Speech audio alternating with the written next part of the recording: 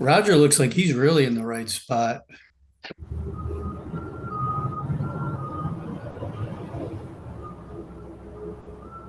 No, wrong. Better. All There you go. right. I've got two cameras. And more ribbons. Oh. Yeah, Hey, better what is view. Roger doing? What is that? He's having a beer out on the deck. What is that? I want a beer. What? Wait Hey, a minute. No, hey. nobody saw a beer here. It is 7. All right. Recording in This progress. meeting is being recorded. Okay. Welcome everyone to the July 25th, 2024 Franklin Conservation Commission here on Zoom. Forgive me, I inhaled a pizza crust earlier. Before we begin, let me do roll call. I will call name and you guys can answer here or not here, as the case may be. Jeff Livingstone here. Mark LePage. Here, Nicole. Here. Roger. on mute. Roger, you're On mute. Roger, on vacation, on mute. Here now. Michael. Here. Richard. Richard, are you here? No? I saw him earlier. He was on. We lose him? I think he's supposed to be. Yeah, I saw his face there. Yeah. Oh, I'm well, here. I couldn't unmute. I got something across the screen here. okay. Anyway, I'm here. All right. All right. All right. Without further ado, let me open up the first public hearing. The NOI for Tri-County Regional Vocational Technical High School. Before we begin, let me ask, is there anyone here from Tri-County? Hi, Mr. Chairman. It's Steve Powers from Semiotis Consultant, the civil engineer. Thank you. So I see here that there is Beta submitted a final peer review on July 18th. It's still in review. Are there any additional updates from that submission or anything that you would want to add? It looks like we're going to continue just to give the applicant and the agent you guys time to review it. So I didn't know if you wanted to update us in any way. Sure. So the review we got back from Beta, our understanding is while there are a few open comments left, I believe Beta, at least they recommended or said that they did not need to review again. And I believe they recommended that the remaining open items could be addressed as conditions within the order of conditions. Okay. All right. Friga, do you have anything on this? Sure. Couple comments. I don't know how many. They might lead to more, as they usually do. So from the applicant side, did you want to provide a final letter? Otherwise, I can just run with what we have thus far and draft the conditions. Sometimes I found that some applicants still provide a response. Otherwise, to the commission, I am in drafting the conditions phase. So by the next meeting, we'll for sure be able to close the hearing, or at least I would recommend closing the hearing and approving the project. Okay. So I guess I just defer to you, Steve, or Karen. So I guess just to clarify, you would be looking for a final response letter from us to Beta's open comments, or addressing the conditions that they recommended at the end of the letter?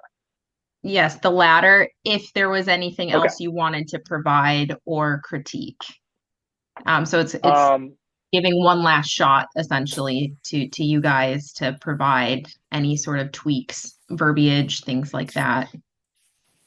Sure. So I guess if it is going to be continued, you are in the process of drafting the order of conditions. Correct. We can certainly. There wasn't anything that was a deal breaker on our end. We fully expected to address, you know, the open comments. I know it's not going back to beta, but as a final plan set for record within the Conservation Commission. I guess the only thing from a process standpoint, so we can certainly do that. And if there's anything that we want to clarify, then we can do it at that point. I guess the one thing from a process standpoint is, you know, we do have, we are requesting a number of variances. I didn't know if that was something that was appropriate to discuss with the commission tonight. Walk them through, you know, our letter and then, you know, where these areas are. And it's mostly related to, you know, the additional disturbance in some of the buffer zones that are under the bylaw. Chair Livingstone, I won't speak for you or the commission, but I think that's appropriate. And then I can, tomorrow I'm inspecting beaver dams, so I will be, you know, disposed. But next week I can start drafting the Recording conditions. stopped. One moment. Recording in progress. Thank you. I can start drafting the conditions and I can send them to you. Typically we don't like redlining, but we do like applicants to see those conditions ahead of time. And then you can create your own comments and bring them to the next meeting. We can just finalize them there during the public hearing. Okay. So I'll Good. kick it back to you, Chair Livingstone. So, yes, Steve, if you want to go through those quickly, that'd be fine. Sure. Just to give us a heads up. Yeah. Sure. Okay. Might be easier. Okay, so the first one is, sorry, I gotta put my glasses on to read these. So the first one is a 0 to 25 foot buffer zone resource area. It is under the bylaw 4.2.1. We are disturbing area in the form of temporary and permanent disturbance in these areas. They are mostly related to the local jurisdictional wetlands that are located in the solar field. I can certainly bring up, if I could be allowed to share my screen, I can kind of bring up a graphic that shows these areas. That'd be great to see the visual. Sure. Didn't we see those at the way back at the beginning on this? Yeah, they're the You puddles. might have, yeah. So these are the areas, Commissioner Johnson, these are the areas that we've actually broken down into impervious and pervious areas filled within those specific resource areas. Right. Okay. So let me see. All right. Let me know if you can see these. Yeah, Okay. there you go. There. Looks like It's coming, it's coming. Okay. there you go. You're good. It's up. Okay. So the first one we're looking for is we're actually looking to fill these local jurisdictional wetlands, which we had discussed previously with the commissioner on a number of occasions. These are previous stormwater basins that were associated with the runoff and drainage system designed for the solar field that had morphed into resource areas under the conservation, under the Franklin bylaw. But they are not under the state, or they're not considered, defined by the state as resource areas. The areas in blue, these are where we're requesting to fill in. And the lighter blue area is the impervious area that's being proposed in that resource area. And then the darker blue is the pervious area. So that is in this area here, which is the southern portion of the site where the building is going and a portion of the sidewalks. And then in the northern portion, again, area of the building and a portion of the driveway. This darker area is essentially, we're making up grade in order to grade out the road. The next one was a 0 to 25 foot buffer zone resource area, no disturb. These are the areas, again, mostly related to the local jurisdictional resource areas. Darker red is grading. And then the pink is the impervious areas, and that is in the northern side of the building as well as the south. So essentially the impervious, overlay. essentially the Correct. impervious is just under the building, right? Correct, and a little bit outside it where the sidewalks. Yeah, sidewalks, create yeah. pedestrian Got it. Yeah, okay. Yeah. And the pervious is just primarily grading. Correct. Okay, got it, Yeah. got it. Cool, Yeah. thanks. Which is exactly Um, what we'd expect, yes. Right. yeah, Exactly yeah. what we So looked at way back. Yep. yes, correct. Yes, that hasn't changed. We've just broken it down as part of the peer review comments supplied by Beta and Bricolage. Right. So the next is the 25 to 50 foot no build zone. That is again lighter yellow are the permanent or impervious areas. Darker yellow are the grading areas. Mhm. And that is here as well as up in this area as well. Mhm. And lastly, the 50 to 100 foot buffer zone resource area. Those are the green areas here. Again, lighter green being impervious, darker green being grading impervious areas. Right. So once we get into especially the 50 to 100 foot, we're limiting any kind of disturbance into new areas. These are mostly areas that have been previously disturbed are represented in green, again, all the way around. So this is the areas of the baseball field that's going in, as well as where the previous driveway is. Mhm. And then lastly, again, mostly green areas, some grading associated with the 50 foot, the 25 to 50 foot, and then the 0 to 25 foot. So this is the emergency access way that's coming up. So we're looking for one variances for filling, 0 to 25, 25 to 50, and then 50 to 100. Mhm. And then as part of obviously the requested filling and the variance we're looking for from the commission, we are looking to replicate those areas which we have again shown previously. So this is off the southeast corner of the proposed building. This is an 8,000 foot replication area that we're proposing. We went through quite a bit of design in consultation with Epsilon, who's our environmental consultant for the project. And on top of that, and I believe we included this as part of our alternatives analysis, we initially had the building completely filling in the southwest local jurisdictional wetlands in these areas. And what we've done is reconfigured this area, both the building pushing it about 25 foot further north and pedestrian connectivity around these areas to preserve this, we're calling a wetland preservation area, which is an existing resource area now as part of that southwest area that we're looking to preserve. And as part of that, maintaining this area, protecting it, obviously throughout construction, and then enhancing a lot of the upland areas around it with New England upland species. We do have the landscape architect on board, if I believe on the call here, if you want to ask about some of the upland seeding mix that we're looking for, in addition to the proposed wetland species that we are proposing within the replication area. Good. Any questions on those areas? No, not me. No, Okay. looks good. And then okay, thank you. We have put a lot of work into it, and I appreciate the patience of the commission.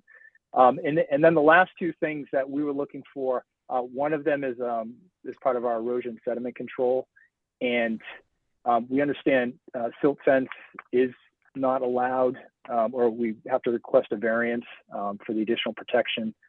We are conscious of runoff and making sure we have a clean, well-maintained site, and it is part of a number of different measures that we have, part of our erosion sediment control plans. And we're looking to incorporate, along the perimeter controls, especially compost filter socks, so no straw wattles. And then the other is to sort of supplement those in many areas with the silt fence. So we are looking for approval and a variance to install those on site. And then the final thing is, which I'm not sure, this is connected to stormwater. I know it's also part of the town DPW requirements as well. We're looking to propose mostly HDPE and PVC piping for the stormwater throughout the site. rather than RCP, as what's noted. And the main reason for that is ease of installation. We typically propose this on most sites now. It takes, where it's like a 2-man crew, as opposed to 3 or 4 trying to install heavy duty, RCP pipes throughout the site. Absolutely. Bricolage, I believe I'm sorry, go ahead. I was gonna say, what the silt fences are concerned is generally just making sure they get taken out afterwards. But I would think with this property, you're pretty high visibility, but that's really what we want to make sure those things get left behind a little. Well, what happens is that everything, all the foliage grows over it, and then basically it just stays in place forever and ever and ever and ever, and no one ever finds it again until basically they start cutting back, and then they come across all the basically riffraff that's been left by previous projects. Unfortunately, that happens all the time. Yeah, I completely understand. As you're probably aware, this is going to be an ongoing project for 2 to 3 years. We've got a number of inspections and parties that will be reviewing it, third party that are on site, your own third party reviewer, including our office. So I can 99.9% guarantee all of that silt fence will be taken down once the area is stabilized and approved by Bricolage and your third party reviewer. Okay.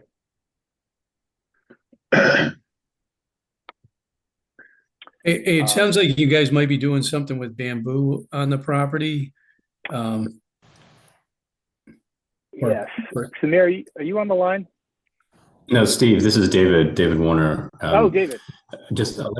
Yeah, I can introduce myself and then answer that question or any other plant related questions.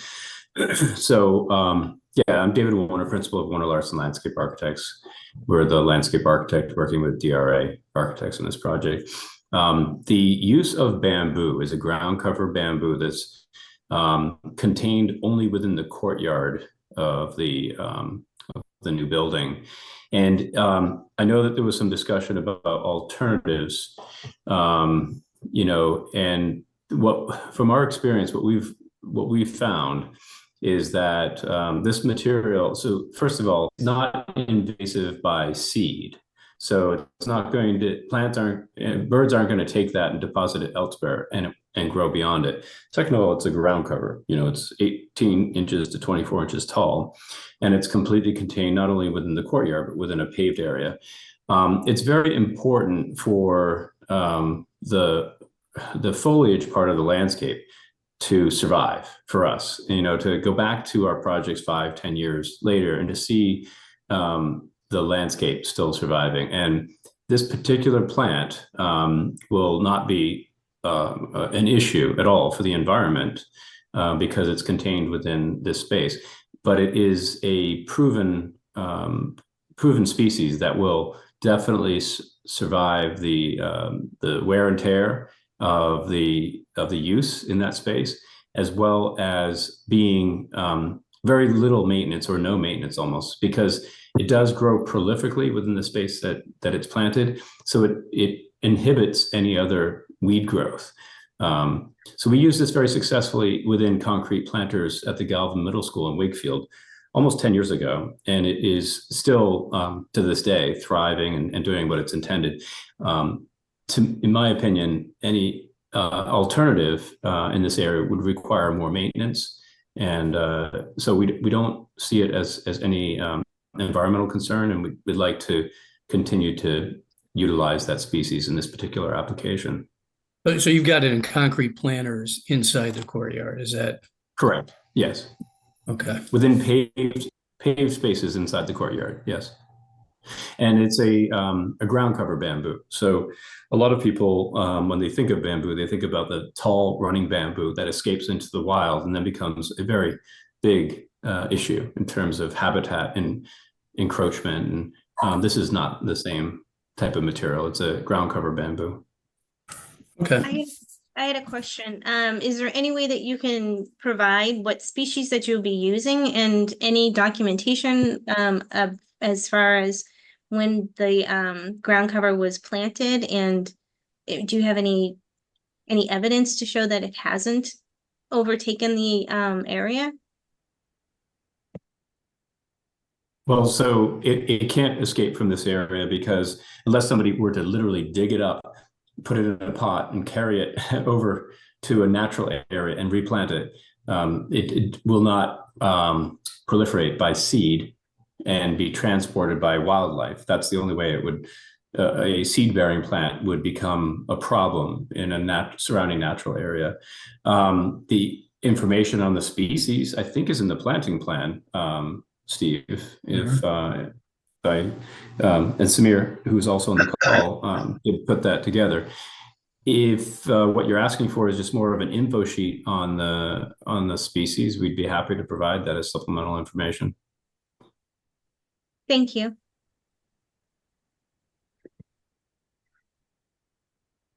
Chair Livingstone, might I interject? Sure, please. So for the commission, just so you know, all bamboo is rhizomatous. So the seed carrying capacity is less of a concern versus the rhizomes. On average, bamboo can expand up to 30 feet when planted in the ground, so even underneath impervious pavement. I will note if the applicant is saying they're containing it in concrete planters, that's one thing, but just so you know, for future projects and in past projects where we've denied bamboo, sorry if you hear my cat playing, it's because it is rhizomatous. I will say, if you're looking for a feature that provides ecological value and functions, generally a native plant would do better. If you're looking for ground cover, which I think is the sticking point, right? When you think ground cover, you think it's going to be on the ground, you're going to be walking on it. Then I definitely think more of a native warm season grass is probably better, equally low maintenance. But then again, to the commission, again, if these are going to be in planters, that is something to consider, and it is generally outside of your jurisdiction other than the little bit, right? Right. So, Yeah. so things I would things to like to add consider. a comment here. This is Samir. I'm very Yeah. passionate about planting, and by all means, we always like to introduce native plants. What we also learned, because we've been doing MSBA public school projects for the past 15 years, and invariably, the native ferns and like foam flowers and other stuff, other weeds take over, and maintenance just basically doesn't know what's a weed versus what's natural plant, and it ends up just becoming mulch. And this is just coming from our practical experience, and it hurts us to see that we planted all this native planting and it just didn't survive because there's no irrigation here. That's the other thing to keep in mind. It's also courtyard, so it's getting some shade. So Sure, we I always understand. try to do that. And we discuss this with facilities, and they really want absolutely zero, no maintenance planting. So our other choice is really just mulch, and because that's kind of what it comes down to, because invariably, like we planted like sage grasses at where Cape Cod School, but they actually have a horticulture department, and it burned that, like there were so many ragweeds that grew through there, and essentially it was just mowed down. So that's what happens, like if facilities don't know how to maintain it. And the 2-3 projects that David had mentioned, we've had good success with this. We actually use this on 2 public projects with Boston Parks, and we haven't had any problem of, at least that project. Both these projects have been, it's like the Marcella Playground, David, that was completed in 2015, 2016. And we have seen that last year, and it's still contained there, and it's just lush. And other thing is like it's evergreen, so it's sort of in the winter when from the classrooms people see it. The other choice for evergreen is again used, which is non-native, that's another option we can consider, ground cover yew. If the sticking point is bamboo, which is you're afraid about possibly even like escaping, but ground cover yew is not native, and I would probably consider that. Beta was suggesting things like phlox and bearberry. I know that from a practical standpoint, those won't survive in a public school. Those will be overtaken by other weeds, and it will just end up being mulch there. So, is there a sticking point here? Is somebody saying we shouldn't do this bamboo, or? I would err on the side of caution and saying it's bad practice, especially since it is within 50 to 100 feet. you know, I understand the maintenance aspect. That's definitely, that holds merit and that's worthy of a discussion. Then again, I have seen plenty of natives take hold in proper restoration sites with proper maintenance. So I definitely agree that the maintenance is a point of concern, but I wanted to bring it up, especially since historically the commission has requested applicants, even residents, not to plant bamboo. Okay. Would it This be appears okay to to be an plant You're the right. ground cover yew in place of bamboo? It's non-native, but again, it's one of the ones we had good success. And we can make that swatch. Again, it's low maintenance, has sort of evergreen interest. A part of the thing is in New England is like, you have this classroom facing this courtyard and it's something nice to look at, evergreen. It just provides a nice respite. So I think we'd be okay to replace the bamboo with the ground cover yew, which does not have the problem of escaping. So, but again, it's non-native. If you're open to considering that. I just want to clarify, it sounds like we're not really talking about planters here. We're talking about concrete on the ground. Is that right? Talking about a courtyard within the building where there's no Yeah. chance of it escaping. Right. But I are, mean, Both sides, yeah. This is a courtyard with completely contained on a concrete slab.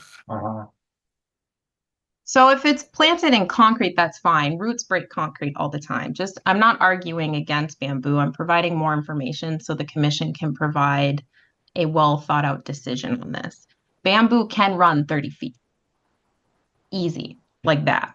So, for example, I'm going to tangentially, and feel free to cut me off, but I have forsythia in my chicken coop. Forsythia runs really hard. It's something that I moved from my backyard, put it in my chicken coop. What I did is I encased it in metal. I planted metal foil underneath it, and there it is as an implanter. That's fine. But I just wanted the commission to, one, clearly Beta and I did not understand where this was going. And it seems like the commission also isn't understanding where it's going. So are they in upright aerial planters? Is it in the ground? Is there going to be chance for the runners to run? I think that's the concern. And given the nature of bamboo and the nature that there's a resource area right to the northwest, that is of a concern. So it's not so much needing to completely pivot and change the plant. It's just seeking more information so we can make a more well-informed decision. So David, can you elaborate about the foundations of the courtyard? Because it's all concrete. Well, I think there's just a misunderstanding. This is inside of 4 walls of a building. This is the biggest planter that you could ever conceive of. There's no escaping. Sure, I'm wondering about what's underground because it can run. Rhizomes run under the soil, so I'm wondering what's under the soil. Well, the building that is on all 4 sides of this courtyard is well over 30 feet in distance. There's absolutely no chance that the roots from bamboo would ever get to the other side of the other face of the building. So even to the northwest, I don't know what that distance is from those planters to the wetland right there. Jesus. Well, the Right. wetland is the former wetland. It's under the building now in this plan. Great. So that's all the clarification I was trying to ask probative questions to try I'd be and happy to thread the needle share in a between. photograph of an installation. So it's a lot less Sure. scary when you look at it, I think. If I can share my screen for a second, the host would need to enable that. Yeah, I think that'd be a great idea, David. Okay. So this is, maybe I don't know if I can enlarge it, but this is the Galvin Middle School. And this is the bamboo. It's about 18 inches tall. And because it is very good at spreading, that's the quality that allows it to keep weeds under control. Facilities people love this because they don't have to get out there and weed all the time. And in reality, budgets and skill and staffing do not typically allow facilities people to keep garden beds weeded on schools. So they're either lawn, mulch, or pavement. We found this material, if it's contained within concrete or in a courtyard, to be a really great environmental solution. It's not a native plant, but it's still serving a lot of the same functions that a plant does, keeping the ground surface cool, transferring carbon dioxide to oxygen, and also allowing for infiltration of water. It's an area that's not providing habitat opportunity anyway. A courtyard is, you're going to have some songbirds and things like that coming through, but it's not a place where you can really expect a lot of biodiversity and a lot of environmental enrichment. It's purely more of an aesthetic for a courtyard or plaza type of setting, and we found it to be very successful. A Thank you. concern, I think. a concern I would have is, Go ahead. Good. Mark? Yep. Oh, sorry, Roger. Sorry, Roger. Go. a concern I would have is if during maintenance at all in this area, somebody thinned it or pulled it out and discarded it outside of the building, it's off and running. I mean, that's how most invasives have started in this country. That's why I suggested the other option is like the ground cover U, which doesn't escape that way. It's non-native, but if I understand the concern, so I've just thought like some of the other choices that were suggested, the native ferns and the phlox, those require so much maintenance that just from the facilities, from our experience, they just won't survive. They will just end up being mulched there. And I think the staff and the facilities are looking for clean ground cover to look outside. Especially in the winter, the bamboo is evergreen. The ground cover U is also evergreen. And something to said something about when you look outside in the winter, you see something evergreen outside. So that would be our other choice. If bamboo is still a sticking point, and we can consider the other alternative, which is the ground cover U, which also is spreading. The other thing to keep in mind is also cost. When we are doing these public projects, we're looking for the bang for the buck. So shrubs or grasses or something that haven't ability to naturalize a little bit, so you're not specifying so many plants in there. If the individual shrub only is 4 feet spread, then you get a lot of ground cover material there. And again, it's adding to the budget of the project. Have you considered native spearmint, or I'm sorry, wintergreen? We have used that. Again, it takes a long time to establish, and it requires the initial TLC initially. It doesn't grow the same way as it's like in a sort of a courtyard environment that it wants to grow in nature. Okay. I mean, I understand it's not as fast because it's native. Non-natives are like that. So yeah, and we're looking again, just this, as I said, David said, we are using native everywhere else. Entire project is on native trees. It's just this special courtyard. The trees are all service berries that are going to be 4-season interest for wildlife as well. So if the bamboo is still a sticking issue, would the commission be open to bring ground cover U? Samir, let me take a poll here quickly just to see where people stand. I'm just gonna walk down the list. So I'll go first. I don't have a problem with the bamboo. I think that it's sufficiently contained. I think there would be a lot of things that would have to happen for this thing to escape, given the environment it's in. That's my personal opinion, but I'll walk down through the guys. Mark, what do you think? I'm actually comfortable with the bamboo now that we've had the explanation. I think that was the key to understand. I didn't understand the species. The picture helps, and the containment. I think we'll be okay. Okay, Nicole, what do you think? I don't agree with the bamboo. I think that we should stick with a native plant to put in there, because as you stated that, it could attract some, native species around the courtyard and whatnot. And I don't agree with the bamboo. And as Roger said, if maintenance people are not discarding it properly when they're cleaning it up, then you can have a bigger problem. I think stick to something that's easy, and it doesn't have to affect the surrounding environment.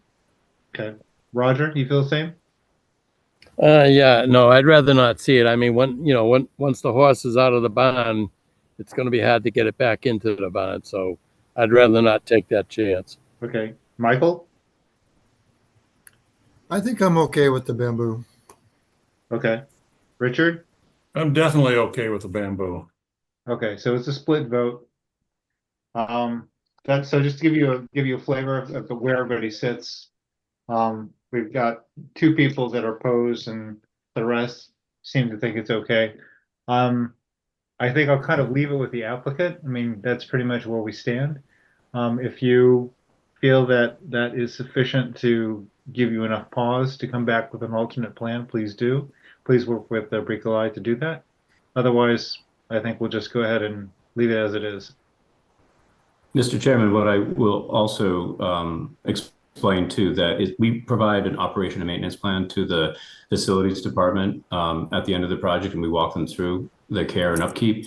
And we will specifically note within that plan that any of this product that's removed would need to be discarded in the trash and not into the environment.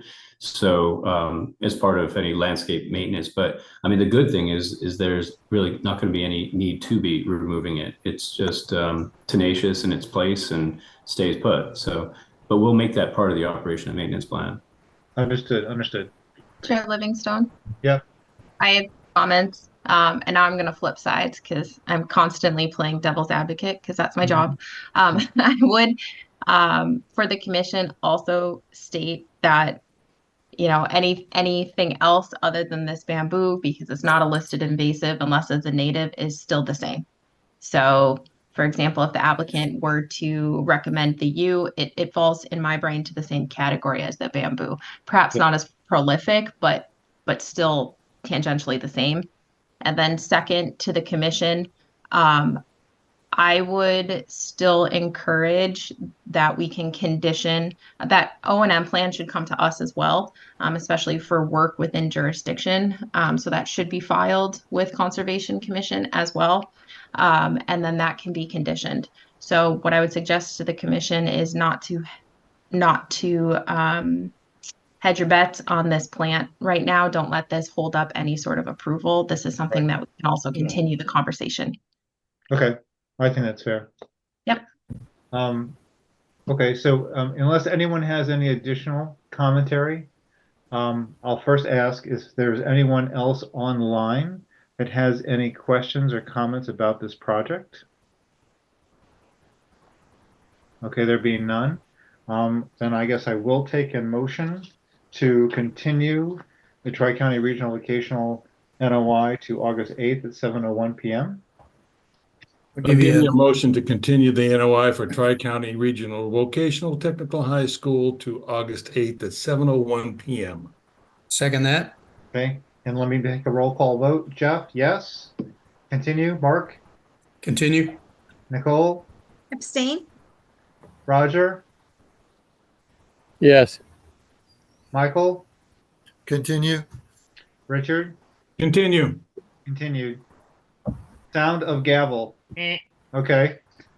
David and Steve, thanks for taking us through. I know it was a pretty involved conversation on the bamboo, but it was helpful to understand all that. So thank you for the Yeah, detail. thank you for the images. Thank you for the pictures. Yes. That was helpful. Thank you for being under fire. That was good. Good discourse. I like it. Thank you, guys. Thank you, Steve. Bye. Bye, Steve. right. Bye, Karen. Good evening. Thanks very much. Bye, everyone. Thank you. See ya. So now I'd like to open up the NOI for Veterans Memorial Drive.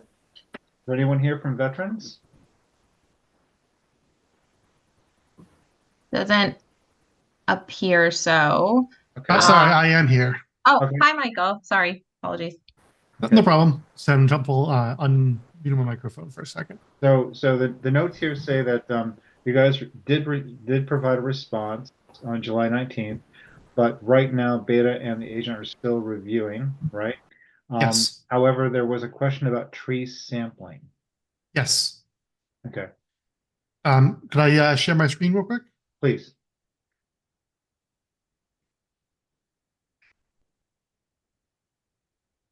Okay, so at the last hearing, we had discussed an alternative to the 1-inch tree sampling standard that the commission ordinarily requires. It was agreed that a 3-inch diameter transect sampling would be adequate. But during that hearing, we didn't really specify like the means and methods for like for the path and the width. of the Hmm. sampling, and so we just wanted to run that by you to make sure we're all on the same page before we go out and do it and find out that you would have wished it was done some other way. That's fair. That's fair. Sure. So looking at this plan here, you can see the wetlands here, the replication area is here. In response to some other parts of the comments, we have added a access path to the wetland, the plan showing an approximate access path, the route. And so the red outline is buffer zone and disturbed area. Okay. And so this blue line is the transect sampling path that we thought was an appropriate routing. Okay. It is 30 feet wide, 15-foot offsets to each side. And it kind of, follows the access path and then kind of bangs a left out to the Irondequoit, kind of staying at or near the buffer zone, the largest area of interest for the commission. So we just wanted to see if it was, this made sense to you guys, and if you had any other questions or suggestions for, this process. Makes sense to me. Anyone else had any questions about this? Makes sense to me. Yeah, I think it's good. Breakaway, do you have any issues with this? No, I had a conversation with Amanda from GNH yesterday, 2 days ago. The days blur together. Okay. And what she had proposed sounded Okay. decent, but I Sure. wanted to get your approval because your approval is what matters. Okay. Yep. No, this sounds good, Mike. Excellent, thank you. I'm sorry, this is Nicole Hayes from Goddard Consulting. Sure. I will be doing the transect, and I have a couple of questions that I'd like some clarify on. Okay. Do you want a count only, or do you want me to ribbon off the trees that are 3-inch DBH and greater? Do you want a species count? I think again, let me just please, guys, if anybody has anything different, I think it was really just a question of how, what does that look like? How many trees from the sampling are in that area, estimate of how, so it's basically what you're doing is you're taking an estimate of how many trees 3 inches and greater would be coming out, right? And I mean, unless Bricolai, you have a strong reason to want like a species breakdown, I don't think that's really the issue. I think it's just a question of the number, the actual number, just the probabilistic, the number that we think are likely to be coming out of that area. I'll take that as my cue. So Okay. no, for this specific site, I don't have a strong inkling. I would if there was development in the areas that the transect sampling needed to happen, or if there was replication, for example, so we know which trees to save. Oh yeah, that makes sense. Tangentially, I will note that the wetland replication report that was submitted did note certain trees. So Yeah. that has already been protected and has already been put forth. So at this point, it's a number count. Right. Okay. Yeah, that's what I thought too. Does anybody else? So have any- we don't need ribbons on them, right? I don't think Just, so. yeah, Yeah. just to count. Yeah. No. Yeah. And as a That's- follow-up to last meeting, I did talk to Mike Maglio, and he was in agreement with the 3 inches. He did not want the 1 inch. So I told him, don't Yeah. worry, Yeah. we're changing that. So That's onerous, I think. don't worry. Yeah, right. Yeah. Does anybody else who hasn't spoken have any issues or questions for the applicants on this? No? Okay. No, Cole, is that helpful? Is that good? Yes. So we're talking a 480-foot length transect and a 30-foot wide transect. Yes. Okay. Yes. All right, I got it. That's it. And then if I may, Chair Livingstone, just looking ahead. So the response at this point, we're very stormwater heavy with responses. Wetlands, check out the wetland side. So for the rest of the commissioners that are unaware of the nature of this project or stormwater, and I'm sorry to keep everybody else that's not here for this project online, but this project at this point is not going through planning board at this step, at this phase. So it was internally decided that conservation review stormwater. As you've seen, commissioners, in some circumstances, we review stormwater and we do not. In this case, we are for the entire parcel, so we are still waiting for stormwater revisions or tweaks or whatever is needed. I'm not an engineer. So I just wanted to let you know that that's what we're waiting on. Okay. And that's what we're still wading, WAD through. But I do anticipate, a closure of this public hearing relatively soon. Okay. Okay, so Mike and Nicole, does that square with your understanding? Yes? Yes, absolutely. Yeah, we made our revisions in response to Beta's latest comment letter, and so we're just waiting for their updated review to see if there's any stragglers. Okay. All right. Okay. Do any of the commissioners have any other questions about this? No. Is there anyone online that has any questions about this project? Okay. With that answer to that being no, I will take a motion to continue the NOI for Veterans Memorial Drive to August 8th at 7:02 p.m. I'll give you a motion to continue the NOI for Veterans Memorial Drive to August 8th at 7:02 p.m. Second. Okay. Continue. Wait. God, impatient. Jeff, continue. Mark, Continue. Nicole, Continue. Roger, Continue. Mike. Continue. Now you, Richard. Continue. Okay, sound of gavel. Meet. Continue. Thank you. Thanks for your time. Thank Okay, you, guys. thank you. Great. Okay. Now I'd like to open up the last NOI of the evening for 15 Liberty Way. Is there anyone here for 15 Liberty Way? Yes, sir. Chair Livingstone, I am online. Okay. Chris?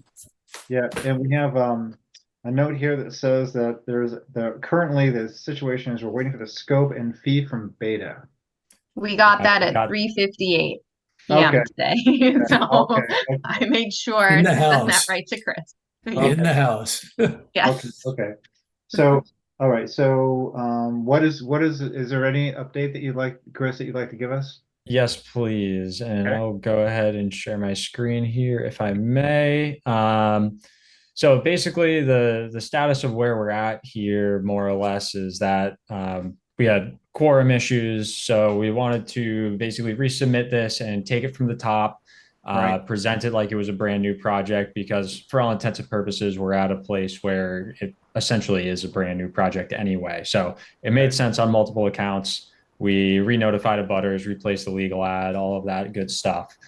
Okay. So what I'll do right now is just kind of run you down from the top. The project is significantly scaled back from what you might remember in the past. So I hope we'll have a slightly smoother time this go around.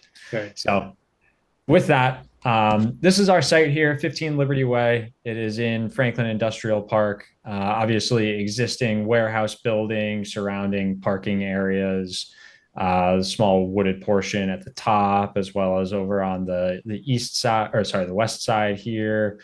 We have a mowed easement going down right along here that DPW maintains. Thankfully not a sticking point on this go around. Mhm. Just for another little view of the site, same site, looking from a different angle. This is actually from March of this year. So again, this wooded area up top, existing warehouse building, parking around the outside. Chris, what is that? What is the, out of curiosity, just out of curiosity, what is the semicircular kind of building that's in front? What is that? I'm just curious. Sorry, this? Yeah, what is that? Do you know? What is that? I'm not sure. It's another one of the industrial park buildings. I'm not Okay. sure what business is there. Okay. I'm just curious. Go ahead. Yeah. Good. Okay. So what we have for wetlands is a series of, we've been through this a bunch, so I won't belabor the point, but essentially a series of stormwater features that have developed wetland characteristics over time. Essentially, several different wetland series along the site, just off site to the north, as well as coming down this easement along the western side here, variously isolated and bordering, but we are only in the buffer zone here. So for all intents and purposes, they are all the same. Hmm. Essentially what we have for the project is just an expansion of the existing parking lot. So here you'll see this is the northern end of the existing warehouse building, and you can see the driveway and pavement going around the outside. This arc is the edge of the pavement over here, continues along this way, and the edge of the pavement comes down here along this tree line. So basically what we have is an expanded parking area here. Really all there is to it. We have stormwater management provided over here, a surface detention basin. The site is going to be graded such that all that stormwater is going to run this direction. It's going to be picked up by trench drains along the front, as well as 2 catch basins here. There's also a swale along the eastern portion here for stormwater management. I also do want to note that the entire new paved area will have a granite curb. So to, alleviate any concerns about stormwater making its way off of that hard top surface, just to confirm that will all be going to the places that we would all like it to go. Okay. So you'll see, obviously, this yellowish area here is our footprint within the 50 to 100 foot buffer zone. It's a little shy of 19,000 square feet. A non-negligible portion is going to still be pervious area. We have about a little over 9,000 square feet of that is going to be the paved surface. That's these kind of these dark diamonds here. We also do have a modest encroachment into the 25 to 50 foot buffer zone, about 700 square feet in total. And it's really just some ancillary grading along the outside to make the grades work. That's pretty much what I have for you this evening. In terms of a project summary, it's much scaled down since the last time we spoke. And, we've pulled our impacts way back. We're just really in the outer reaches of the buffer zone. So I'd be happy to take any questions or answer any comments. Guys, I'm just curious, of course, do you have offhand, do you know how many parking spaces that will accommodate, around the edge of the building? I don't know that number offhand. I think it's more so intended for tractor trailer parking. Okay, I see. That's a number I could probably get for you if you'd like. Is the back of the building a loading area? I'm just curious, is that? Yeah, so you'll actually notice there's loading both on this side as well as around the back side over here. I see. Okay, so it looks like they're going to probably use that back area, that very back area, to store like the long trucks. Yeah, I believe that's correct. Okay, that makes sense. Okay, I see. There's always a smattering of tractor trailers parked along the road out here anyway. Okay. You can actually see a couple of them here, but yeah, so essentially this is going to be our new parking area here. If you can see my cursor, Just to basically clean up the yard and give access, because otherwise you don't want all those trucks sitting there just on a loading dock forever. That doesn't make any sense. I got that. Correct. Okay, makes sense. Right. Okay. I just had a quick question. Sure. As far as for the runoff, if you're going to be having tractor trailers parking in the same parking lot, if there's any spills or discharge from the equipment, what's going to happen with that with the runoff? So the stormwater system is that's a consideration in the design of a stormwater system. There'll be an operations and maintenance plan that goes along with this system. It's a little outside of my area of expertise, admittedly. I am not an engineer, unfortunately, but I can get some answers for you on that for sure for the next go around. I guess the question is, Nicole, when we in the past when we've worked with gas stations and industrial refining and things like this nature, usually some sort of water treatment is put into the stormwater features, or some of the stormwater features, particularly if they're coming off like a pavement where heavy industrial machinery, they might be loading fuel, that kind of thing, right? I know that I've seen those kinds of features incorporated into that if needed. So it's a good question, because the question is then basically, will the stormwater features on this site require such additional water treatment considerations? Absolutely. you might entertain, usually what we do when we're doing that is you put in one or two oil water separators. There it is, right there. Right. That's exactly what I'm showing here. So there Okay. are a couple of catch basins. Well, it looks like, yeah, this is a gas and oil separator, right? Okay, There you okay, go. okay, got it. That makes sense. That makes, especially with all all the trucks. That makes sense, yeah, yeah. Yeah, absolutely. Okay. Yep. But And I'm good, Hey, just Good question. curious how that works. So what happens with the gas and oil after it's been separated? Is that evaporated or removed or? Well, some of it evaporates, but sometimes you have to go in and you have to bring in Clean it a vac truck Yep. and suck it out of there. Okay, that's what I wondered. Take it to All right, a that's- proper that's- disposal. I've seen that. Yes. I've seen them being doing that at BJ's. Actually, Yeah, they have yeah. those separators. Yep. Yep. Oh, Yeah, okay. Usually It's a that's pretty part of, standard operation. You just got to Yeah. keep an eye on it. That's Right. Right. yeah, usually that's a part of the operations and maintenance plan that they Right. get vacuumed once a year or something to that effect. Right. But good Educational. question. Thank you. Yeah. Good question, Nicole. Good question. Any other questions, guys? No. Is there anyone online that has any questions for the applicant for 15 Liberty Way?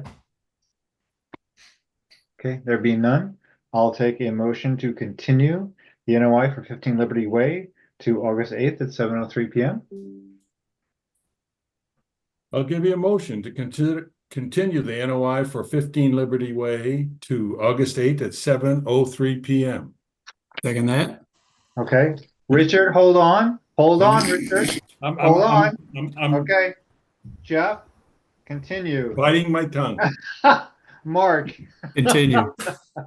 Nicole, Continue. Roger, Continue.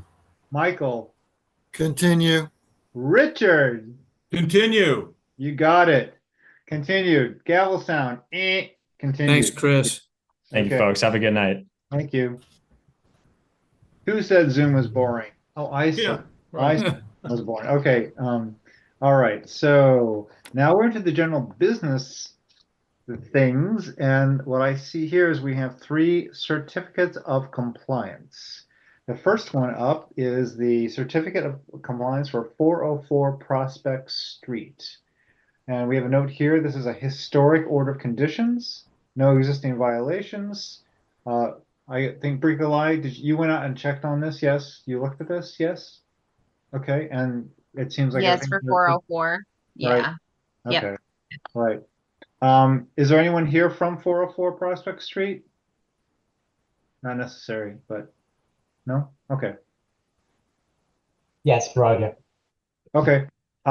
It says here that pretty much it's something that's latent. I guess usually people find this when they're trying to sell a property or something like this. Yes, come across a unresolved set of conditions. I'm just, Because my son-in-law, when they went to sell the house, they found out that it wasn't closed, and right. when I opened it, I thought it was closed, or when I talked to the commission, and I Right. just wanted to double check, and then Rika checked for me, so this one wasn't closed, but the one I Right. opened up in 90s for addition, that was closed. Right. Right. So yeah, so this kind of stuff happens all the time when things just don't get closed, and it becomes Right. just simply an administrative issue. Really, that's all it is. Just okay. So it sounds to me that this is entirely administrative, correct, Brika? Yes or no? What was that? I'm sorry. This is just administrative, just to close. Exactly. Yep. It's just administrative. It's just a historic order of conditions that Roger noticed and is wanting to close out. Okay. Unless there's any additional questions for the applicant, we just go ahead and vote to close this out. Approve the COC. Okay, I'll do a roll call vote. Jeff, approve the COC. Closing the COC. Mark, Approve. Nicole, Approve. Roger, Approve. Michael, Approve. Richard. Approve. Okay, COC is closed and approved. Thank you very much. Yeah, thanks for coming in. And thank you for coming in. Yeah. Signing on. Signing on, yeah, whatever, yeah, I know. Okay, the next up is the COC for John Edwards Circle, It says that this is also a historic order of conditions, but there is an existing violation. I think this has to do with the finding of an unpermitted and very large in-ground pool. Bricolai, do you have some additional texture on this? Sure. So similar to other certificate of compliances that the commission has seen, this is a request for certificate of compliance that is found when a property is being sold. There are two orders, existing orders right now on the property, one from when the house was originally built, and then one with either an addition or a deck. I don't have it pulled up in front of me because I'm looking at all of your smiling faces. So one from 87, and I think the second one was from early 90s. As the commission may know, when these historic orders come up, I always offer to the attorneys to write a letter to the Registry of Deeds, usually because this is never pinged until, a week before closing. And that always seems to happen before or between meetings. So to get a request for certificate of compliance on your agenda to approve is sometimes not feasible. However, due to my personal designation with the PWS and then, ethics and just how the department functions, I cannot provide that letter if there's an existing violation. So looking even on GIS and going on site, there's a significantly large in-ground pool with associated impervious pavement and a shed that's within the 100-foot to BVW and then within the 200-foot to riverfront area. So I did not go out and delineate and GPS these resources. They are present on site, and then also on GIS, I did cast a line, and the BVW is between 60 to 75 feet, and then it's around 150, 155 feet for riverfront area. So this was never permitted. They did pull a building permit, but unfortunately not a notice of intent. Right. So I wanted to note to the commission as well, sorry, Chair Livingstone, DEP Zero has provided several webinars on this with some means of moving forward. Obviously, when the responsible party is long and gone, which is in this case. So I will turn it back over to you, Chair Livingstone, and if you would like to hear some of those ideas that I've thought of, let me know.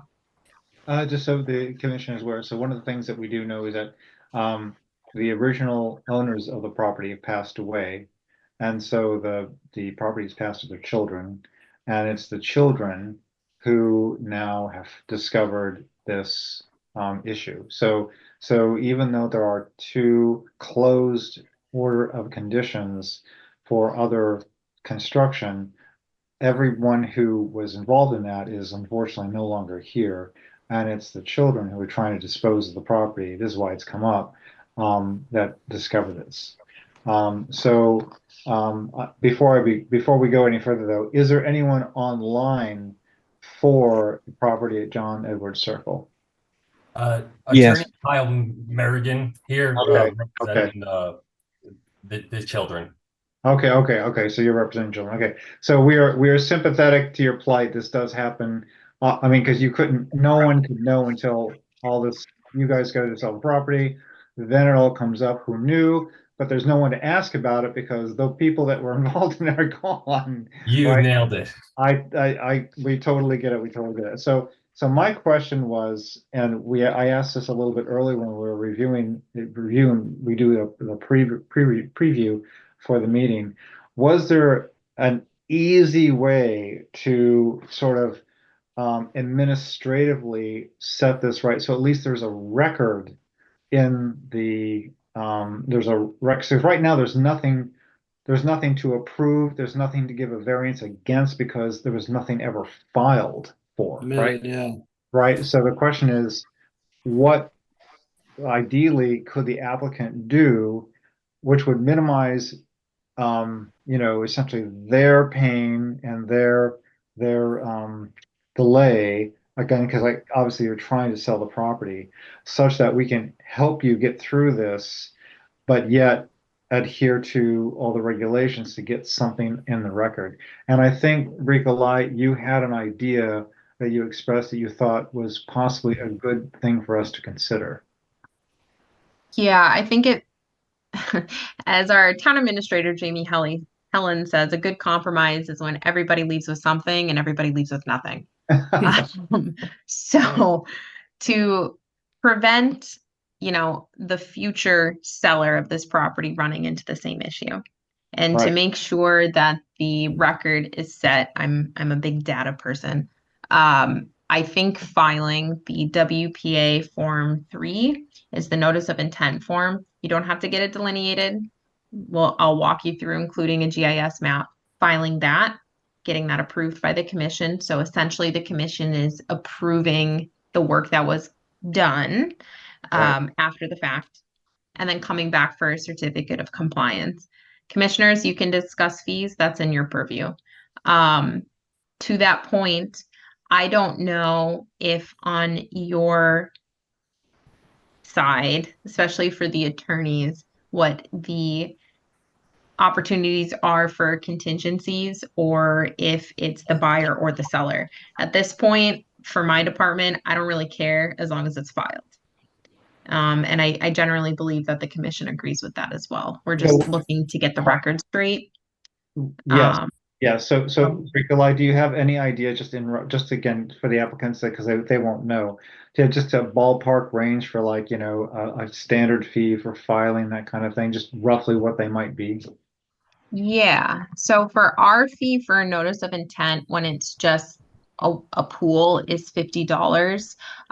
There is shared fees when it comes to filing with DEP. Unfortunately, because of the nature of the location, with it being within the riverfront area and then to bordering vegetated wetland, there's state fees. You would fall into category 1 for a pool, and that fee is $110. So you're looking at $160, with that $110 being split between town and state. We cannot massage that DEP fee. What you can massage and implement, or change, is the $50 local filing fee, if that behooves. Okay, so Kyle, we're not talking about like thousands of dollars or something. This is not huge funds. Okay, that was really what I wanted to get to impart to you. It's something that is administrative. It's less than a couple $100, and we can clear this up. And the process would be, just so you know, is that if you're able to file that like over the course between now and the next meeting, we could then basically have that in front of us. We could make essentially set it up such that the following meeting, so this would be 2 meetings from now, okay, we could essentially, ideally, we could approve and close, and everything would be copacetic. So it's basically less than $200. A month from now, it's all done to take care of the problem. That's a great result from my end, and thank you very much for the understanding on the situation too. I very much appreciate that, because it has been a challenge just to track information down and all that. And I really just want to wrap this up for the kids and let them move on with their life. We do understand, yeah. So so let me take a poll of the commissioners. If anyone feels strongly about waiving our fee, given the circumstances, right? Given, again, these are people that unfortunately have been belabored with this. They inherited this unfortunate mess. They are not responsible. Let me go down and poll. I'll go first. I would vote to waive. Mark? I'm good to waive it. Nicole? We can waive it. Roger? Waive it. Michael? Waive it. Richard? Waive it. Okay.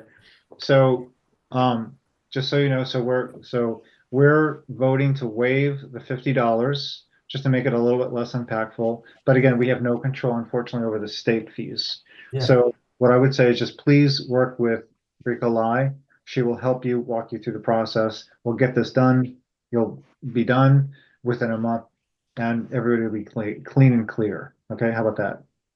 Wow. Yeah, I can't thank you enough, and I I just really appreciate the compassion for the situation. Thank you. Well, yeah, and thanks, Kyle, for you guys coming forward and working with us and agreeing to work with us. We appreciate the fact that you have done that. You've tried to be transparent and come forward and work with us directly right away. So thank you for that. Right. Yeah, of course. Okay. Can I step in real quick? Yep. So apologies, everybody else. I'm going to put on my actual working hat. So Kyle, I don't know if you've filled out a notice of intent before or if the current property owners have. It can look a little daunting at first. So I wanted to let you know that I'm actually in the office available all next Monday. So we can either set up a Zoom, a Google Meet, you can come in, we can have a phone call. I don't suggest a phone call just because it's a lot. Otherwise we can set up time later in the week as well. Wednesday morning works for me. But you can also just, okay, perfect. Yeah. So that's what I would suggest. I can walk you through it. That way, when it's filed, it's accurate. Right. Accurate is key. We need all the information to start. And then we can go. So no more delays, right? We're trying to get you through the process so you don't have any more delays, right? Yeah. Great. Thank you so much. Chairman, can I ask a question on this one? Please. So I'm Kevin Wexler, we're the buyers on the other side of the transaction. Yes. So I wanted to just make sure we had a full understanding. My understanding was that the timeline for these meetings are bi-weekly. Is it correct? Is it bi-weekly or is it monthly? Just no, I'm asking so that you guys can actually, we have a closing on our current home on August 14th. So I didn't know if it was an option to potentially try to see if we could get it done in a 2-week frame so that we could hopefully not have our children be homeless for the in-between, however long it takes to get this completed. Rika? Yeah, so what I would say is that's something you need to work out with the attorneys as far as a contingency. So we have our own legal obligations when it comes to legal ads and notices and public meeting law that we have to follow when it comes to scheduling. Obviously, I don't want anyone to be homeless, but then that's when that contingency or whatever would come into for the sale.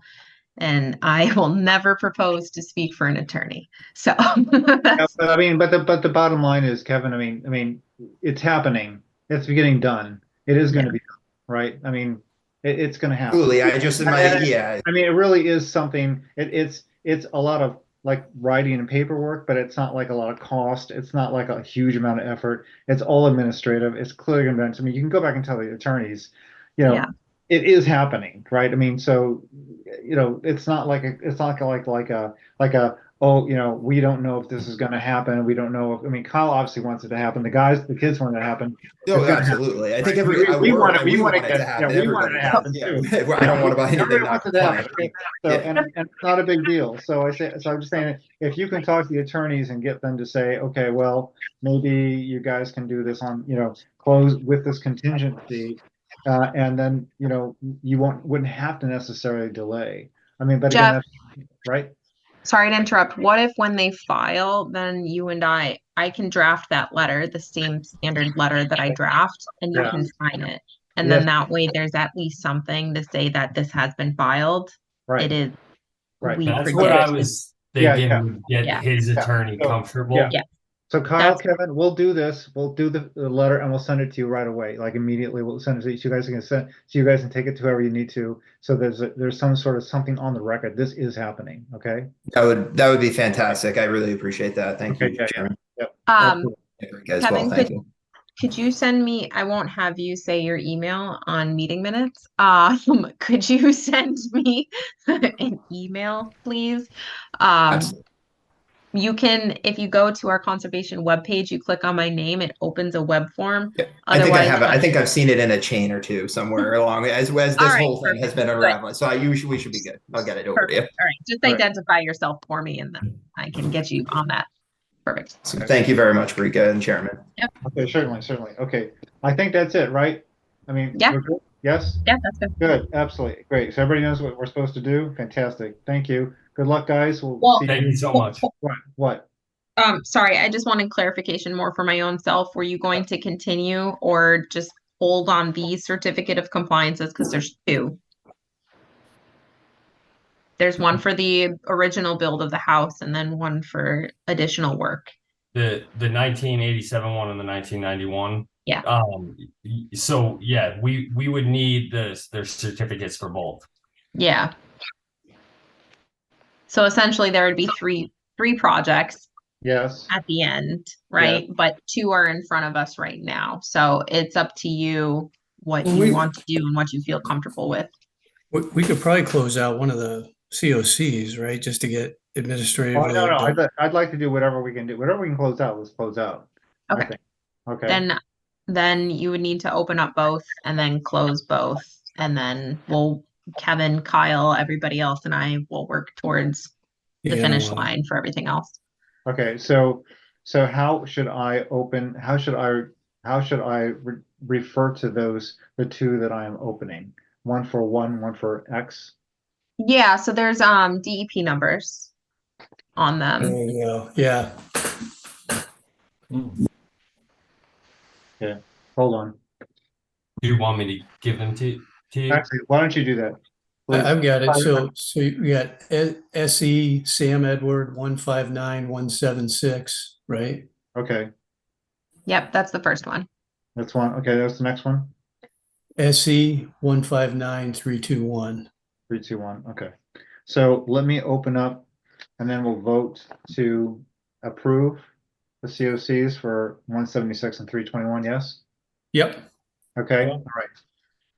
Okay. So I'm going to be opening up the session to approve the COC for John Edward Circle, number SE 159176.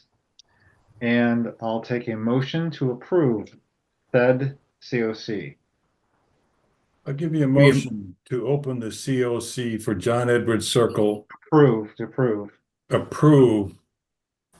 COC for John Edwards Circle, SE 159-176. Okay. Second that. Okay, let me roll call. Jeff, approve. Mark? Approve. Nicole? Approve. Roger? Approve. Michael? Approve. Richard? Approve. Okay, gavel sound, approved.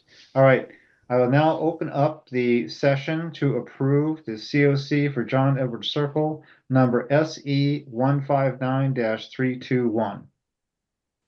Okay. Do I have a motion? Motion. Go ahead. Motion to approve. I'll give you a motion to approve the COC for John Edwards Circle, SE 159-321. Second. Okay, second. Okay. Jeff, approve. Mark? Approve. Nicole? Approve. Roger? Approve. Michael? Approve. Richard? Approve. Okay, approved. Gavel sound. Okay, got him approved. Okay, so that's good. So we just have this one thing outstanding, and then we're good, right? Great. Correct? Thank you so much. Okay, great, fantastic. Now we go into violations enforcement, our favorite topic. Yes, we do. Look, The first one is 305 Union Street. is there any current information on that? None whatsoever, probably, right? Actually, the parcel was rezoned to mixed use at town council. Okay. So I'll let you infer that however you want to infer that. But the zoning was changed. So we should do the 30-day extension still? Oh yes. Okay. Until whomever comes and snatches it up, you should continue it. Okay, All right. so I'll take a motion. So what do? We make a motion to Motion to continue 30 I days. give a motion to continue the violations enforcement for 305 Union Street for another 30 days. Okay, Second that. okay. Jeff, approve. Mark? Vote to extend. Nicole? Approve. Roger? Approve. Michael, Extend. Richard, Extend. gavel sound. Okay, 305 Union Street, violation enforcement is continued for another 30 days. Now we go to Prospect Street. Yeah, let's head over. Bricolai, do you have any updates on Prospect Street? No update. The commission did extend the enforcement order 30 days, which is why it's on the list. At the last time it was on our agenda, the commission did discuss fining and fees. But I do need a letter from the commission addressed to Jamie Helen, the town administrator, and Mark Sorrell, town attorney, for that. Okay. So, two things, two action items. One, if the commission would like to extend the enforcement order, and then two, if the commission is going to draft that letter. So I think my personal opinion is yes and yes, and I'll be more than happy to do the letter and work on the letter with Bricolai. Does anyone else in the commission have any other opinions? I agree with that. We all kind of agreed, I think, on the fine last time. But. Right. Okay. Okay. Okay, so that's all good. Then we, meaning the department for you, can reissue the enforcement order and note that this letter is forthcoming and keep the dates the same from when erosion controls were supposed to be installed. Okay, good. Sounds good. Okay. Okay, and I don't think we have anything to vote on, correct? You would just vote to approve the new iteration of the enforcement order, I suppose, and then you could bring it back on the agenda in 30 days. Okay, okay. All right, so I'll take a motion to reissue the enforcement order for Prospect Street.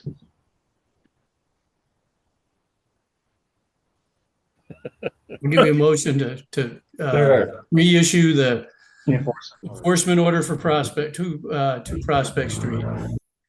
Okay. Second. Okay. Jeff, approve. Mark, approve. Approve.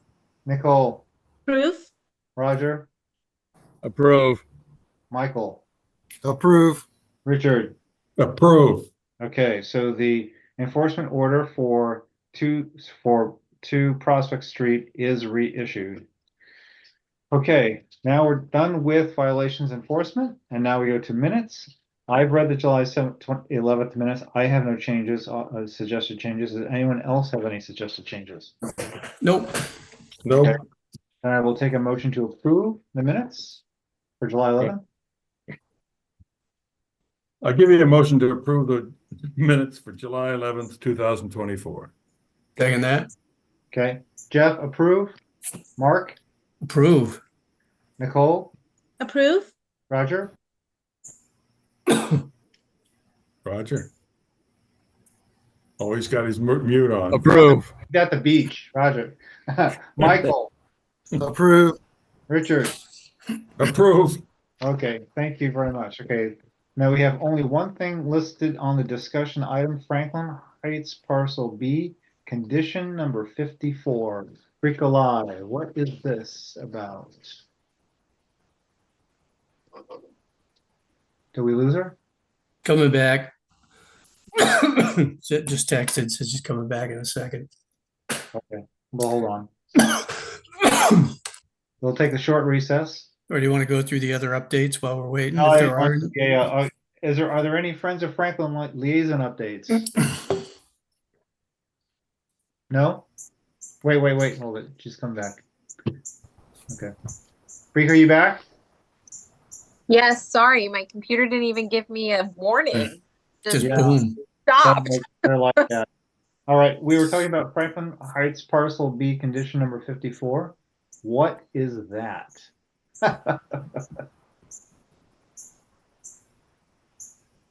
Can't hear you. Mute. The computer doesn't want to discuss this issue. Mute. You're muted. Now you're not muted. You're right. I'm sorry. Go ahead. I'm on my phone. Apologies for the aspect. Yep, got it. So condition number 54 for Franklin Heights was that the commission can request and require the applicant party, namely Beta, to to inspections. Okay.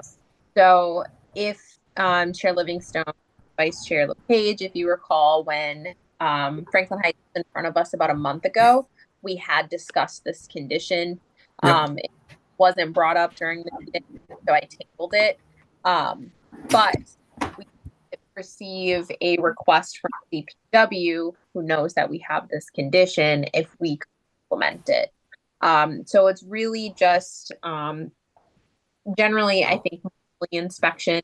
I'm still waiting for a scope and fee from Beta. Apologies to Shang and Bruce, don't have that yet. I did check in with John Nero from Beta today. He should be soon. But it's inspections just to make sure that milestones are met. For example, like dewatering, replacement of the culvert, replication areas, and stormwater infrastructure is up to. So, okay, so, I mean, so I guess what is the ask? What is the ask here? Do we want to continue, do we want to keep this? Do we want to not keep it? Is the condition in the? Well, the ask is to enact it. Oh, enact it. Yes, to enact that inspections happen. Okay, right. Why would we not? I mean, there's a reason not to? No, if I were to put myself in the applicant's shoes, it would probably be for monetary reasons, but otherwise, no. The commission required it because of the nature of the site, because of how large it is, my workload, right? Because of everything that's needed, right?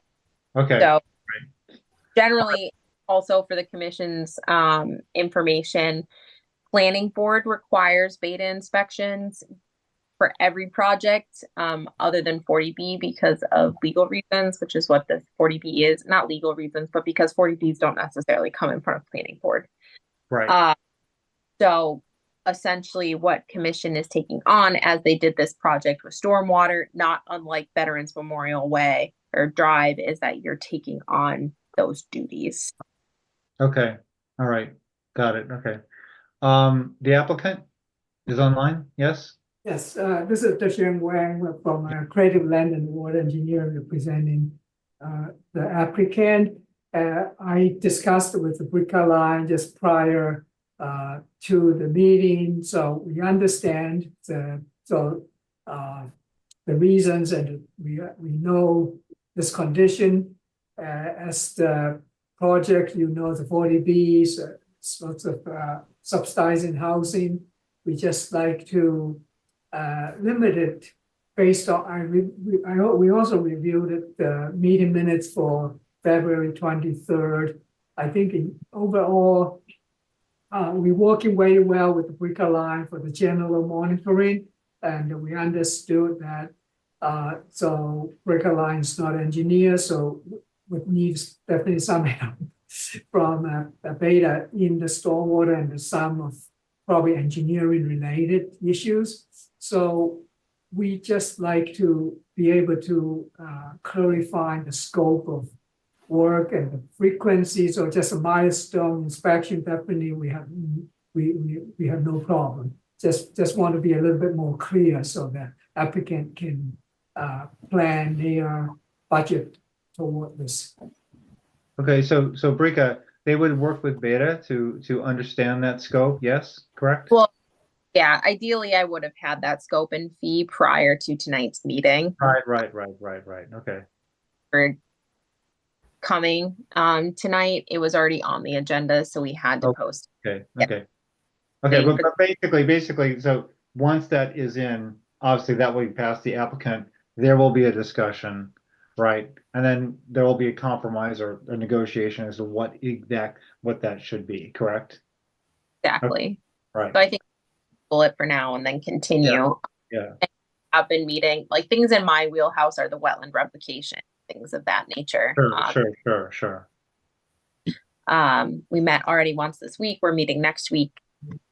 So we have communication, some of the other construction monitoring and things like that don't fall necessarily into wetlands. Right. That we still want oversight on because it could impact wetlands. Okay. So Desheng, it looks like that there's really no action to be taken right now. We basically just have to wait for Beta to come back, and then there will be a discussion between you and Beta and Bricolai regarding, what makes sense to do. And I think that's pretty much where we stand. Yeah. Yes? Yes, I still understand and agree with it, and I really appreciate it, the board, and as I said, I have been to many conservation towns, over 70 towns and cities. I found, I'm not, as compliment, I think this board is very common sense based and the most pleasant board to work with. You guys all look happy on the screen. That's very unusual. I say really happy board is a happy business. Some of us who are vacationing are actually a Oh. lot happier than others, right, Roger? I'm not vacationing. It's You really, look pretty really- relaxed. Okay. Yeah. Okay. I really Retired. appreciate it. Yes. Okay. yes, All right. All right. Okay, Okay. thank you. Good night. And Okay, I good will- night. I Okay, will- thank I you. will, Thank you. so Breaker Line just confirm next Tuesday is okay for the inspection of, okay, Any- great. All right. See you 9 o'clock then, Tuesday. Okay. good. Thank you. Appreciate you coming in. Thank you. Jake. Thank you. Good night. Okay. Now we'll go to the updates quickly. Friends of Franklin liaison update. Is there any updates? Are there any updates? They were at the farmer's market last weekend or Friday. All right. I think everything went well. I mean, Nicole was there, so I don't want to step on Nicole's toes. But from everything that I heard from Michaela, it was going pretty well. And Michaela and I will connect back when she's back from Canada. Okay. Nicole, did you think it went well? I mean, did it generate some interest? No, it did. I'm sorry, I wasn't able to we're both on vacation, so I haven't been able to get back to you. No, it was, we had a few people sign up for Franklin, Friends of Franklin, and then there was some people asking about different, what they can and cannot do. So Bricolai, you probably get a lot of emails. Okay.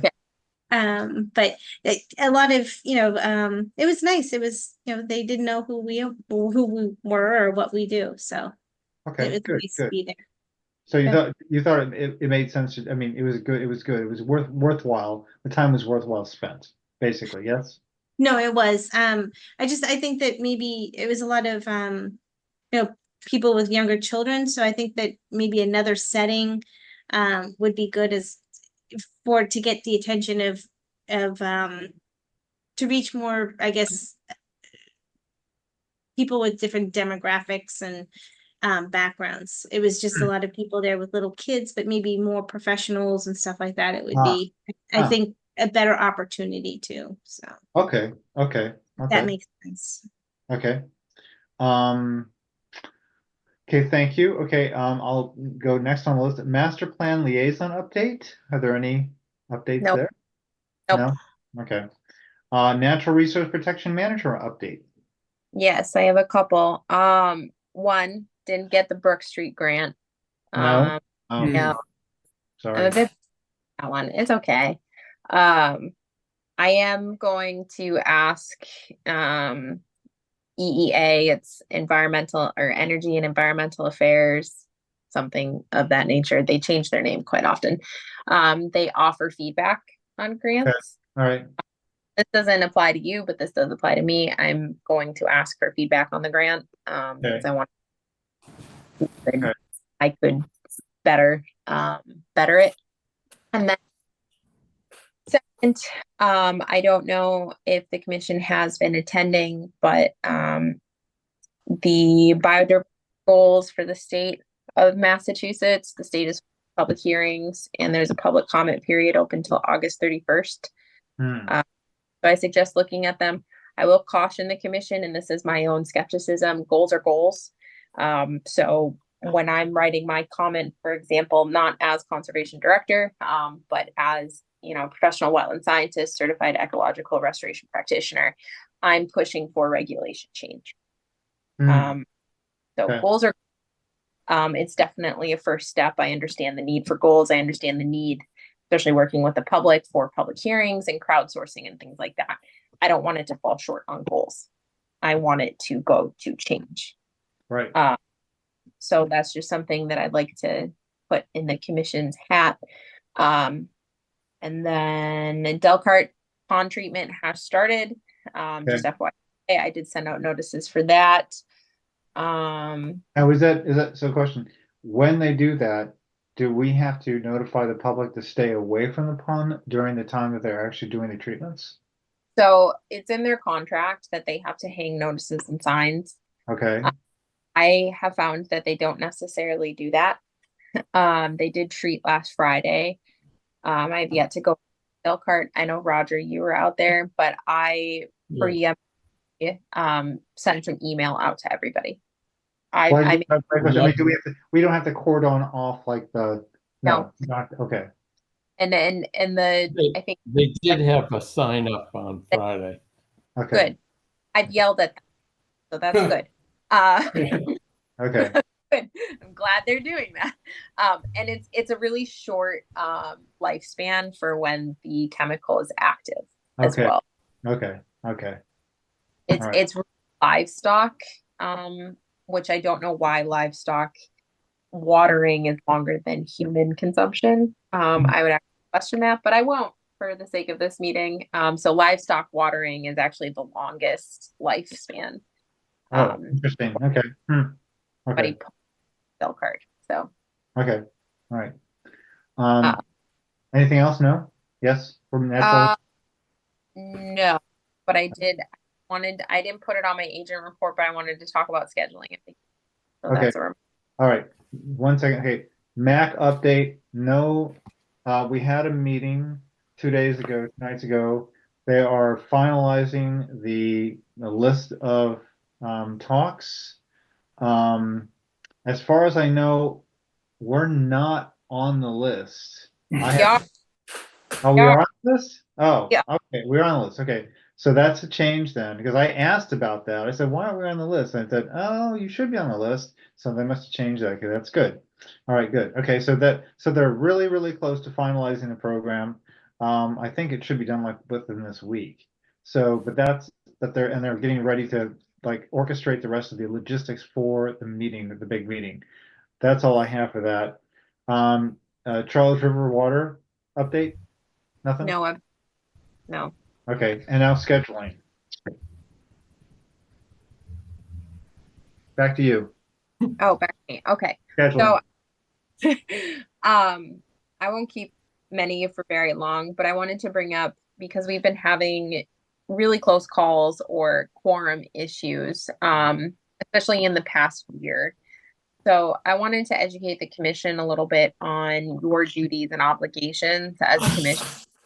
I know you're all volunteers, but fortunately, seemingly, in my opinion, you have much more power than any other board in the town.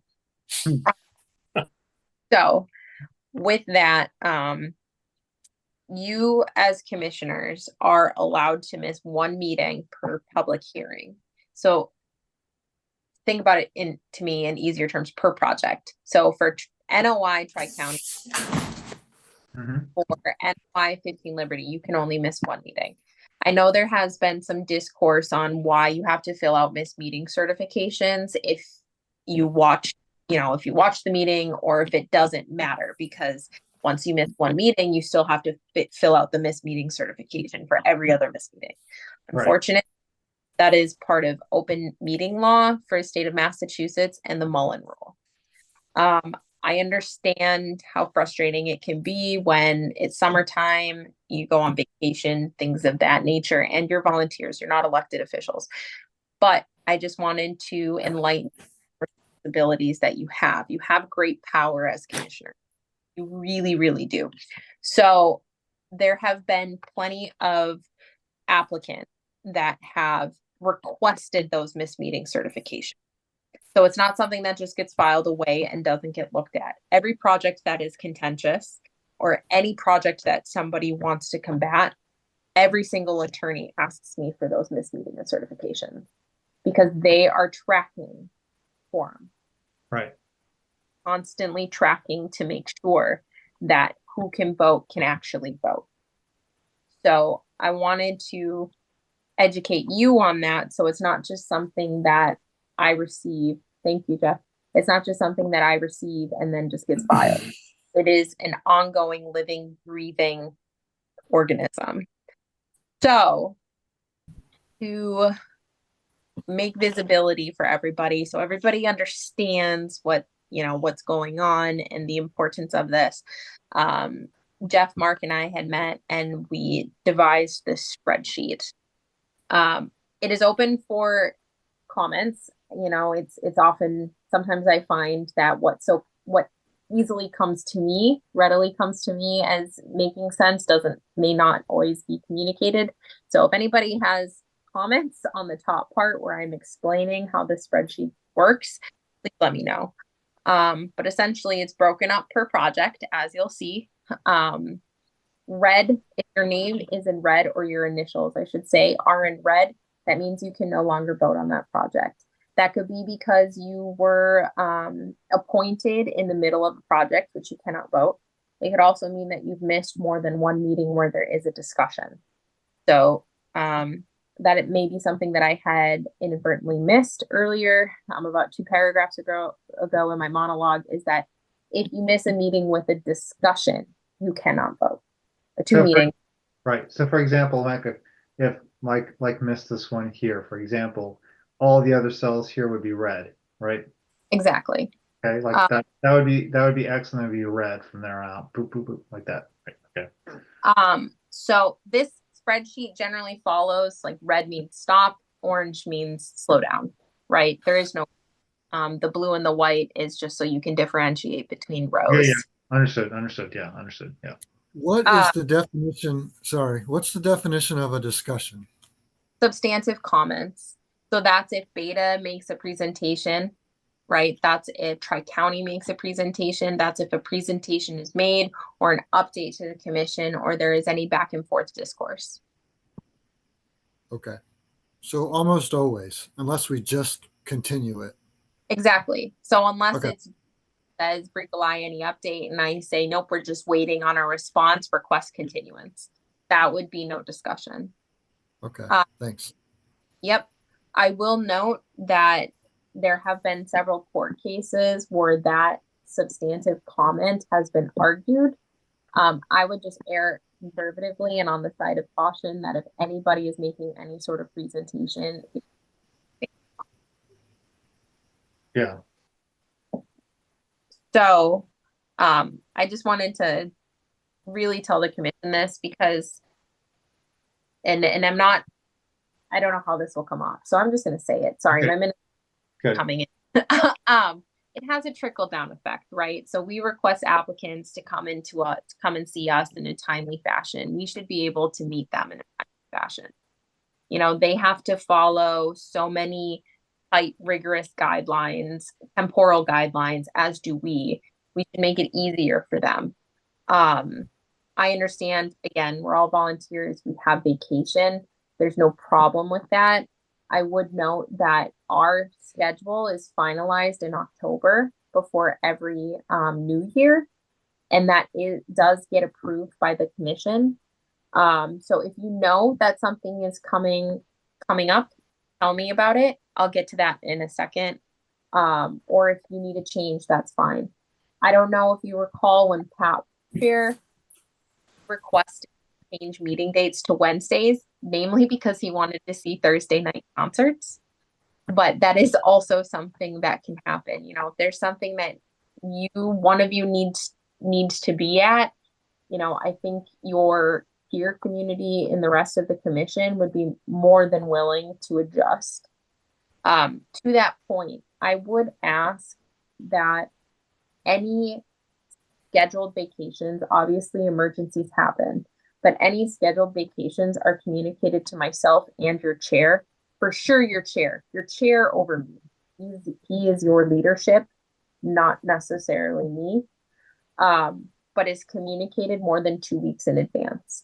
The reason for that is because if we open a public hearing, for example, that week, so let's say you tell me on Tuesday, and that Thursday of the same week, we have a public hearing, and we'll just say for Tri-County. And we know that 2 weeks after that, you're going to be gone. and we can guess that Tri-County is going to have a discussion, we can continue Tri-County out 2 meetings then. So then there's never an issue for quorum. Right, right, right. So I would suggest that. That's my recommendation. Yeah, that makes sense. Brika, I just wanted to ask a question about this. So, looking at the spreadsheet, this one here, so no substantial discussion, is that why it's not yellow, correct? Yep. So that was one that we opened the hearing. Nobody was in attendance. I communicated to you that we're just waiting on responses, and we continued it right away. Okay, right, okay, understood. Okay. So, one of the things we talked about, guys, was that, you know, this spreadsheet would be kept updated and basically would be the open meetings. So these are just the open meetings. So as obviously we close them, the hearings close out, and we vote, get them off our docket, basically these fall away. So it's just the things that are presently in front of the commission. That was the idea. So this will be basically this list would be updated per every, or just before every meeting, so at least the commissioners can go. Now, Brika, you sent a link to this, but I didn't see a copy of it specifically in the Google Drive. Sure. So it would be, I'll have Tyler as well. He carries over documents for each. So if you go into the 725 meeting, you should see it right there in that parent folder. Can you pull it up, like, so it's like up above all the meetings, because it's going to be for everything. Right. All the way, yeah, and that's fine. Okay, just because I mean it's just something that we're going to be looking at all the time, so we should be like at the top of the page or whatever it's called, you know, just outside of like a specific date, I would say. Okay, or even a year, even outside a specific year, it should be like at the top of, you know, the top level, basically. Okay. Yep, I can do that. Okay. I also sent everybody a Google Calendar. I would ask everybody to that link. I know, Nicole, I'm just going to call you out. I know Nicole and I have been having some issues with that link. So I'm asking if the rest of the commissioners can try it so I can get a better understanding of what's happening, if it's just isolated with her or if it's with everybody else. Yeah, and if anybody just it goes a technical thing. So I do have some experience in linking. If anybody is like an Outlook user, for example, I do not do online Outlook. I cannot stand that stuff with Microsoft products. I just don't trust Microsoft at all. So I'm old school. I have everything on apps on my laptop, just in case I'm cut off from the internet. It's on my laptop. I don't have to actually wait to get back online to see what's on my schedule, which I live by. So I'm just saying, if anybody has a problem, wants to link that into their Outlook, because you can set up separate calendars, individual calendars, and then you can set up a separate calendar in your Outlook and then link that to be automatically updated from a Google Calendar that basically populates that specific separate calendar, which you see separately in your Outlook calendar. So that is possible to do. If anybody wants to do that, just ask me and I'll take you through the process of setting that linkage up. Because for me, I've got like 5 different calendars. So I'm going to want to go in and add this additional conservation calendar to mine, because I can see a backdrop for everything else that's going on. So I added all of our meetings in that, and then I added my off or out. Well, so that's my spiel. I didn't know if commissioners really understood the importance of attendance or how it actually matters, or the, you know, domino effect of it. Again, emergencies happen. I want you to take vacations. But it's becoming a trend, especially with several contentious applicants that continuously come in. They're looking at us. So I want us as robust and strong as possible. Yeah, that is good. Now we can plan around it better. So no, this is helpful. Yeah, this is helpful. Thank you. Good. Right. Okay. Yeah. Okay. I think that we've come to the end of the agenda. Does anybody else have any other issues? If not, I will take a motion to close the meeting. Breaker, you must want us in to Oh, sign documents. yes, thank you. For the certificate of compliances, if everybody could come in, if just before Tuesday, is that too soon of a turnaround, or is before Tuesday fine? That's fine. I can come in tomorrow. I think it'll be fine. Yeah. Okay. And then, sorry, just I need to work for a second. Tyler, if you're still on, I'm out in the field with Derek tomorrow. I did look at the things you did. You can print them and have them sign, and then I'll print the cover sheets and sign them on Monday. Okay. As far as Prospect Street enforcement order, should I draft a signature sheet for right now? Have that available, or? Okay. Yeah. All right then. Thank you. How late are you there tomorrow? The office is open until 1. Okay, thanks. But that's Yep. only for Fridays? Only for Fridays, Yeah. right? Okay, yeah. It's back to, Oh, Might be you don't leave early every day? yeah, right? Oh, wait. Out of curiosity, those are summer hours though, right? Correct? I mean, don't they flip back like then? No, Nope. that's always Friday. Okay, all right. Always 8 to 1. Okay, okay. Try and come find me, but as I said, I'll be in Waders looking at beaver dams, so I don't know where I'll be tomorrow. Okay. All right. I'll be Okay. in by noon, but I'll have the forms ready if anyone comes in after. Yeah, I'll come in in the morning, Tyler. I'll come in first thing in the morning. I'll just run down and do it. Okay. Okay. Guys, are we ready? Do I have a motion to close? Motion to close. Second that. Okay. Undebatable. Okay. Little sound. Okay, thank you very much, guys. Good Thank you. job. Thanks, guys. Thanks. Night. Night. Good night. Recording The stopped. recording has stopped.